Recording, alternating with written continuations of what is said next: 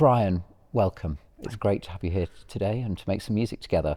Why don't we start by just finding out a little bit more about your background? How did you first come to play the cello, and tell us a bit more about that? Okay, so I come from quite a large Irish family. Four older sisters who all played stringed instruments. Okay. The eldest of who played the cello, and it was always my inclination, or I was always drawn to the sound of the cello. So it was quite natural that I wanted to play the cello as well. Yeah. Following that, I was also a chorister in Cork, St Finbarr's Cathedral. It was not the same chorister school as in the UK. You don't board, or you don't.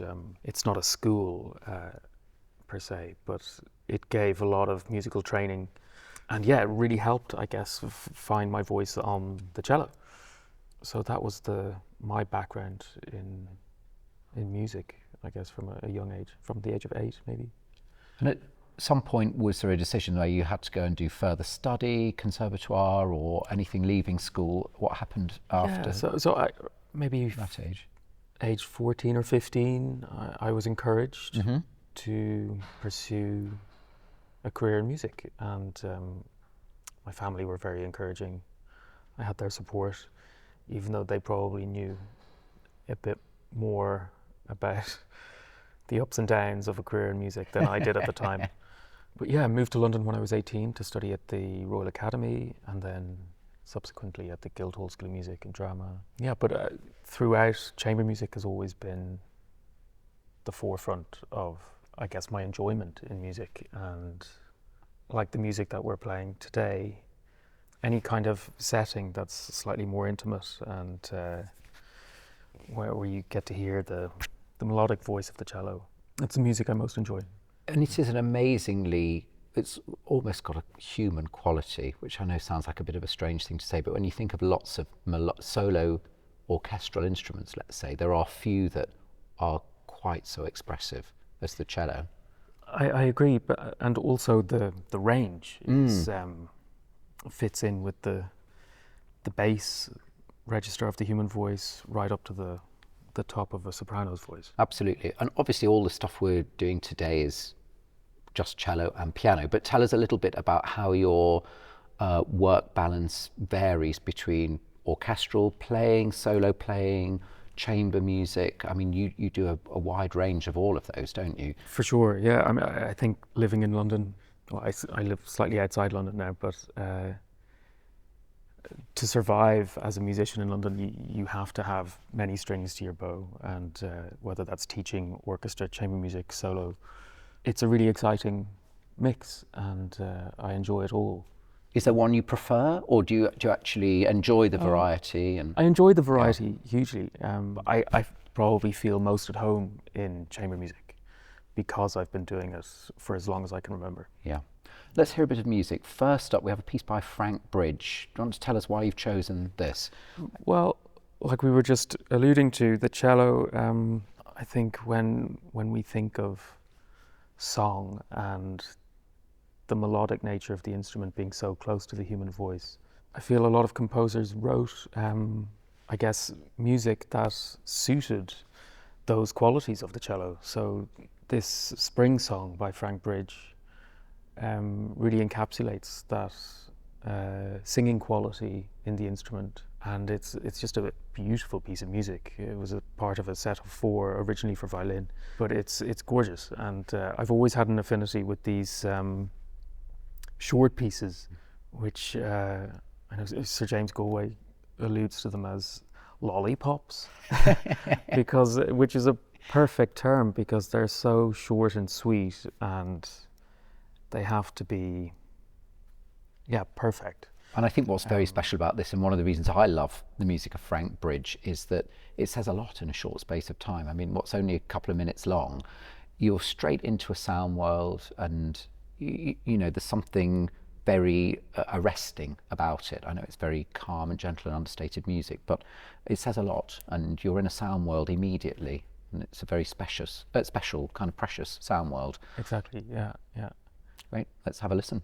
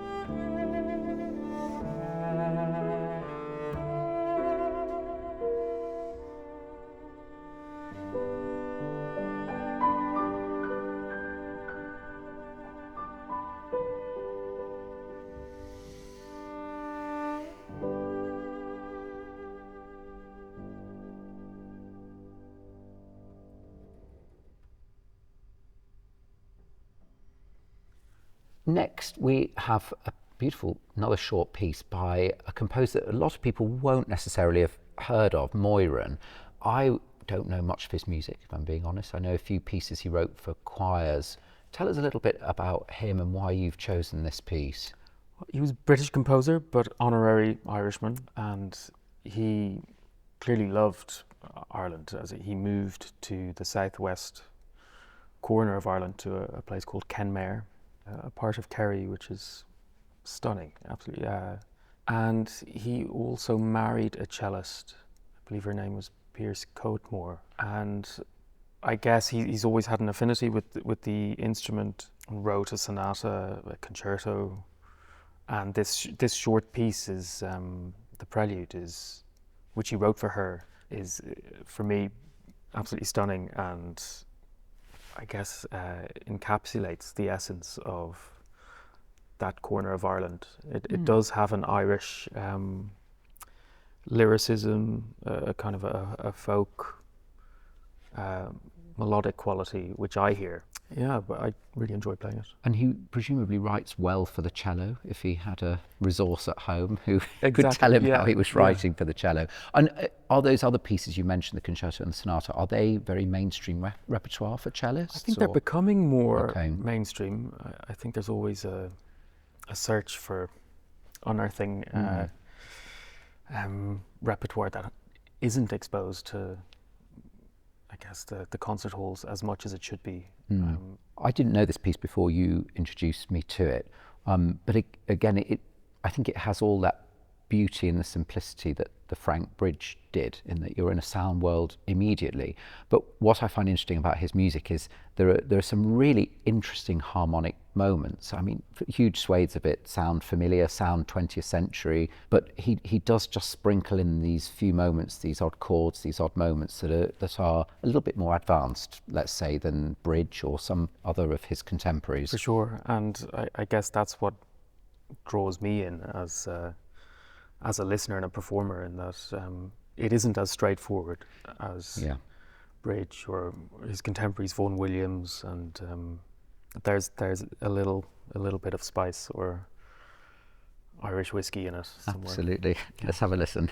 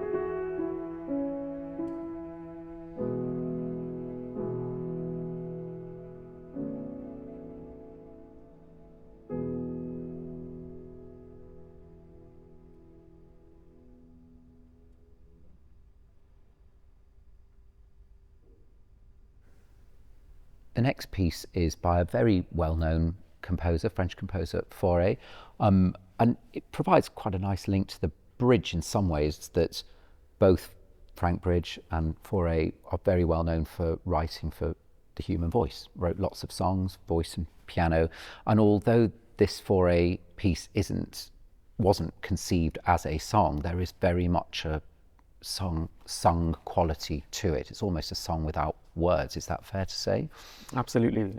Fauré was definitely up there as one of my favorite composers, primarily because he could write these endless melodic, song-like, endless phrases of music, which give it such a dreamy kind of existential quality, which I adore in his music. So this romance has that quality. It's just wonderful to play. Is there a lot of Fauré written for the cello? I mean, I'm aware that cellists often will play the songs without the words, because, as you say, that's such a beautiful melodic quality to them. Did he write a lot of music explicitly for did, solo cello or cello particularly piano? chamber music. He seemed to always write in pairs. Okay. So he wrote 2 sonatas for cello and piano, 2 piano quartets, Right. 2 piano quintets. So there's a lot of chamber music for the cello to enjoy. Yeah. And then a lot of shorter pieces as well, of which this is one. Great. And here it is.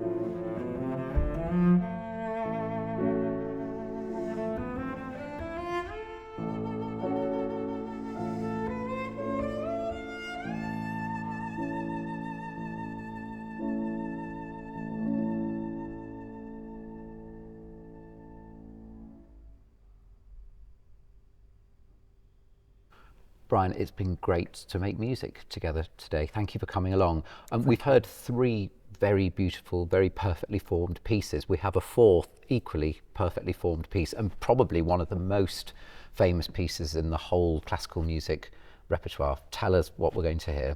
We're going to hear The Swan from Saint-Saëns' Carnival of the Animals, which needs very little introduction.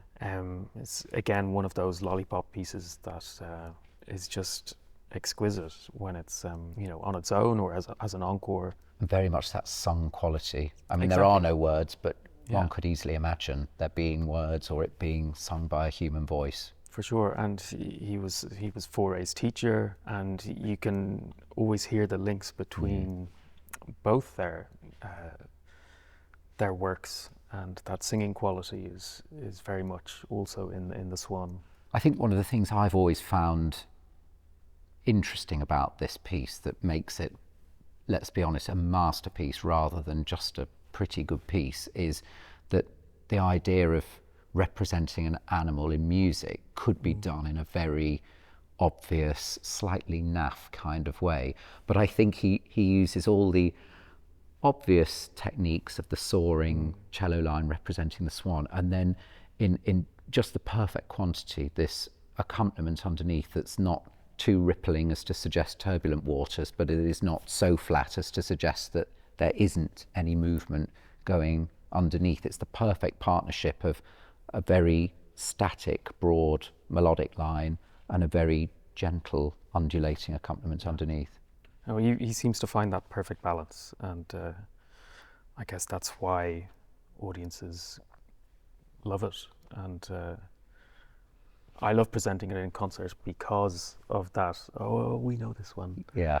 And it's I've always loved that in these short pieces, to see how different performers kind of can manipulate and draw in an audience with these kind of masterpieces. Agreed. Thanks again, Brian. It's been great to have you here today. My This pleasure. is The Swan by Saint-Saëns.